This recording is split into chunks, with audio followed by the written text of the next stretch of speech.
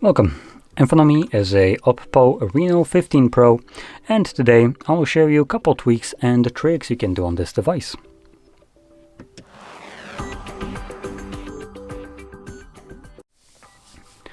So let's get started by opening up our settings. And in here, I'm going to just kind of start going down the list of things that I find interesting. So number one, we have the home screen, lock screen, and style, which is a general section on a device where you can customize the look of your phone.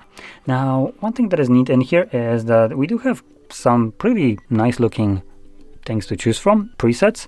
So as an example, I really like this one. Something about the colors here just looks super fresh to me. So I'm gonna select it, and you can see that this is also partially animated. You can also see that, for instance, the clock right here has this effect where it detects what's on the image and it allows the time to be behind that mountain, for instance. Now this can be done with normal photos as well, as long as they have enough kind of detail for the phone to realize what is the background and what is like the foreground, and if that foreground isn't too high. Because also, if I were to zoom this in, actually it's still being completely covered, surprisingly enough. Okay, I've seen this on other devices where it actually wouldn't let you do this like fully time covered, so the time would basically automatically jump to the front. If that is happening to you, I would say that this is more normal. So anyway, we can select apply and give it a moment, and we have now nice little lock screen along with the home screen. Now we do also have the always on display option to turn on, but anyway, I'm just going to keep it as it is.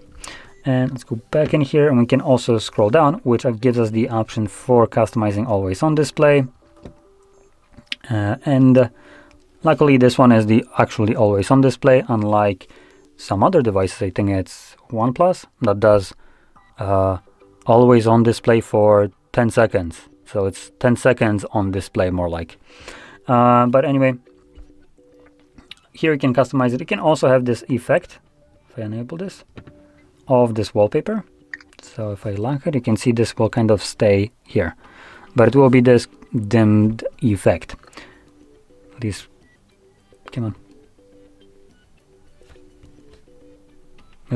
I guess this is also the on for 10 seconds display. Okay, so it's not even giving you the option right here, but it is still the same stupid shit that doesn't allow you to have a mode that is literally named always on to be always on. It's kind of misleading. But anyway, we're gonna disregard that. Move on to things like icons. Here, if you have additional icon packs that you will download later on, they will show up right here, and you can choose from them. And some of them will have more or less customization. So you can see here we have like 3 different sliding for size, the corner roundness, names, and so on. And if I select, for instance, the flux one, it removed something that was right here.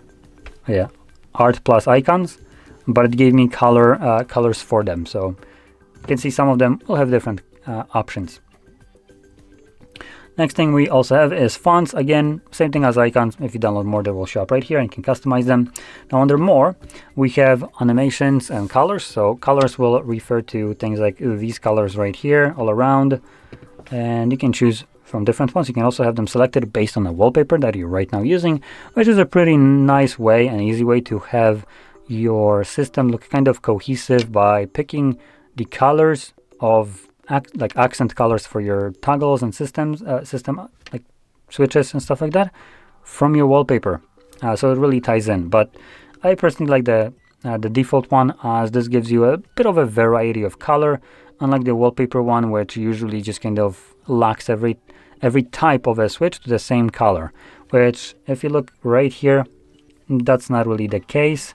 And also if we look at it in here, these are all different colors. If I were to select this, you can see they are now the same color, all of them. So I do personally like the default one, as it just gives a little bit more flair to your device. We also have things like fingerprint animation, which I just want to kind of talk about it. You can change the animation, but you can also select none, but this won't remove that glow that you have when you're pressing the display. So if you were thinking that you can just reset this to none so you don't get flashbanged at night by just missing the little fingerprint sensor. That's not going to help you. The way the phone unlocks using your fingerprint is by illuminating it so you can see it. Compared to something like Samsung, which uses subsonic kind of sensor. So it basically uses sound waves to detect the shape of your fingerprint. This one uses light to see it. So there's no way for you to get rid of that bright light, even when you select animations to none. We also have edge lighting and text blur. You can mess around with those, but moving on. We have things like home screen settings in here, and this actually takes us to a different section in the settings, but we have home screen layout. Now we have here drawer mode and standard mode, so you can choose whichever one you want. And we can also increase the amount of columns in our drawer mode. So you can see now they're a little bit tighter packed, maybe a little bit too tight, but it's up to you to change that if you want. Now another thing in here with the home screen settings, it has this option right here. Personally, I really like this one, which is the swipe down on home screen. Default option is global search. Personally, not a fan. You also have the shelf, which I think usually would try to... Yeah, I'm pretty sure it's trying to enable shelf right now. This, I think, is a shelf. Let's see if that changes right now. So what the hell is a shelf then? Okay, so it's something else here. So that's the shelf right here. The first one was the global search. And the one that I like is notification and quick settings. So you can now swipe down at any point and get your notifications or your toggles. Now this will vary depending on where you swipe from, as there is a left-right distinction. So left one is notifications, right ones is toggle. But I think we can actually change it by clicking on the settings right here. Oh, sorry, not here. See here, customize quick settings, and we can have classic. And now you can swipe down at any point and you get both toggles and notifications. Personally, that is my go-to option. I like to have them both, so I don't need to like pay attention which side I'm swiping from. And normally you hold your phone with one hand. So, as an example, typically I would be swiping down somewhere from here, which would always get me my toggles. And sometimes if I want to get notifications, I'll need to just make sure that I'm doing it from the other side. With this, it's just super easy to get it, both of them, no matter where you swipe. You don't need to like reposition your hand if you're, for instance, just like passively scrolling somehow. So this is just how I personally like, and just wanted to show you. Now if we go back to our settings and move on to display and brightness, here we have two different things at the very top, light and dark mode. So you can choose which mode you want. Surprisingly enough, this doesn't show up throughout the setup process, as most devices now have. But anyway, you can choose one. And additionally, you can also go into schedule mode and set it so your device will automatically switch from light mode to dark mode. And it's going to be based on either sunset to sunrise or on a custom timer, which you can obviously select. And also have some dark mode settings. So we have some enhanced, medium, and gentle. And is there a difference between them? Oh, I think there is like a bit of a different... This one might be a little bit grayer. Let's actually check it out. So I'll enable this. Yep, so you can see right away the difference.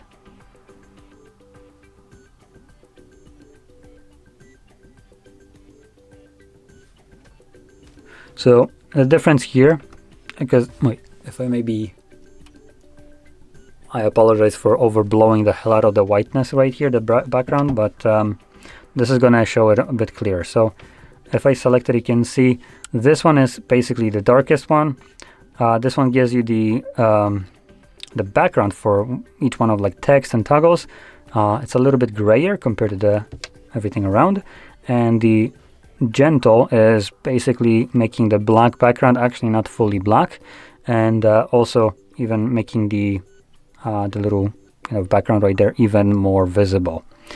So when it comes down to the device and like dark mode, one of the nice things about dark mode and phones like this with an AMOLED display is that when you have dark mode like this one or this one, the black background right here the pixels behind it are actually turned off. So the device is using less energy on the display, which display will be always the biggest kind of power draw on your phone. So by having the gentle set, you actually lose that that benefit, as the background right here isn't now fully off. It has illumination to it. Now it still probably consumes less battery than light mode, but just wanted to point that out. Now I'm going to switch back to light mode. Now if we scroll down, we have some adaptive tones. This basically defines the color of the white, or just the display, based on the environment that you're in. So if you're in a very warmly lit environment, the display will become more yellowish to match that tone. And same thing goes if you're in a colder looking lighting, your phone will have that more blue tone to the display. And here if I enable this, it becomes a little bit more yellowish, which makes sense considering I do have a couple like warm lights right here. So and this also removes one of the options. So if you have adaptive tones enabled, if you go into screen color mode, we do have the color wheel right here. Set to default, you can choose warm or cold right here yourself. But like I said, if you enable this, it's no longer available. I can't select either one of these options. I can't move this myself. So something to note.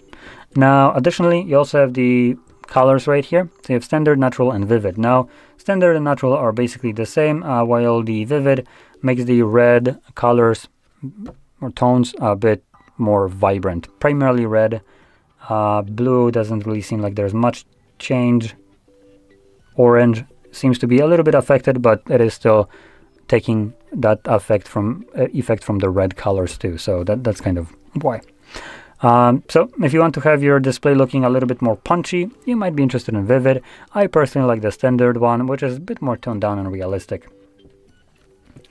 And scrolling down here, we also have the screen refresh rate below. So we have standard, high, we have a couple options. Now I'm going to quickly just mention this.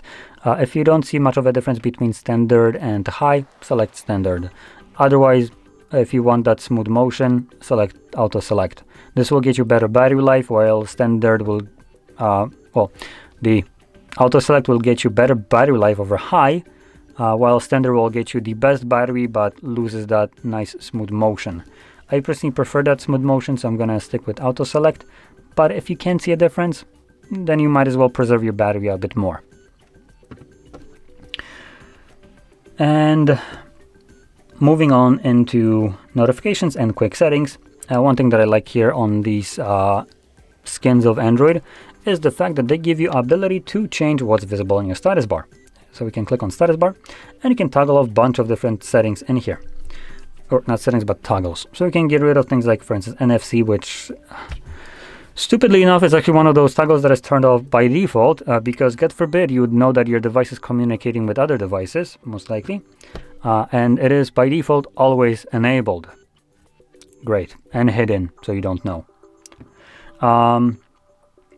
Another thing in here that you can do is, for instance, Bluetooth. Now, unfortunately, it looks like this changed a little bit before on like older devices. There was more options, so you could even disable things like your reception, your batteries, and so on.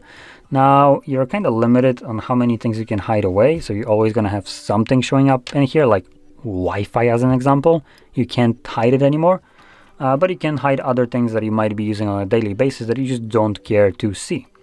Additionally, in terms of the battery style, you can actually get rid of the battery to be not shown at all. And when it comes down to the horizontal one, this is the only mode that will get you the percentage of the battery inside of the battery. While every other one, the vertical or loop, will have percentage outside, and you can just kind of get rid of the percentage if you don't want it. Another thing in here is the notification icons. You have default ones, which shows the 3 icons and then the 3 dots to indicate that there's more than 3. You can also have a number, and you can just not have them at all, which surprisingly enough, we actually have more than 3. And it doesn't show 3 dots. Okay. So anyway, I'm going to stick with the number, which automatically shows me that I have 5 notifications. Huh? Am I blind? That clearly says 5. Okay. 5 notifications, okay, so I just disregard the fact that the phone can count and move on. And one last thing that I wanted to show you is going to be this little side panel right here. So we can just swipe up on it. Smart sidebar.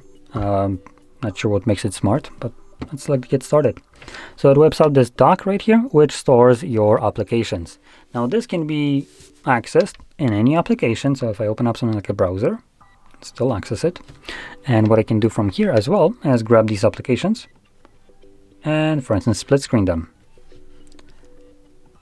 Now it looks like I don't have the option to pop-up view unless I click on it. Let's see. Oh, yep, there we go. So if you click on it, you can get a pop-up view, which you can resize, as you can see. You can move to the side and it gets minimized into this kind of app head. And these applications, both of them, are fully usable right now, along with this being fully usable. You can also shrink it.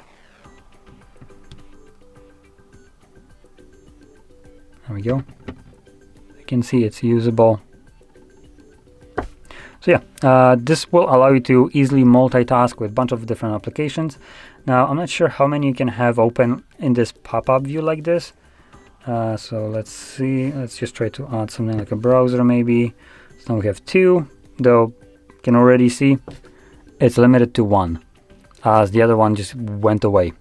Now I can swap between them like so, but I can only have 1 pop-up view application open at a time. Still better than none, and it's still a nice feature. I personally use this quite often when it comes down to like doing payments. So I might have like one application open in full screen, and then I will whip out my bank app to basically confirm payment, which, you know, you have the other one still open so you can see it. Well, bank app is just visible there for a brief moment so you can confirm payment, and then you can in the background see if the payment went through. So there we go. Anyway, that basically sums up all the tweaks and tricks that I want to show you. So if you found this very helpful, don't forget to hit like, subscribe, and thanks for watching.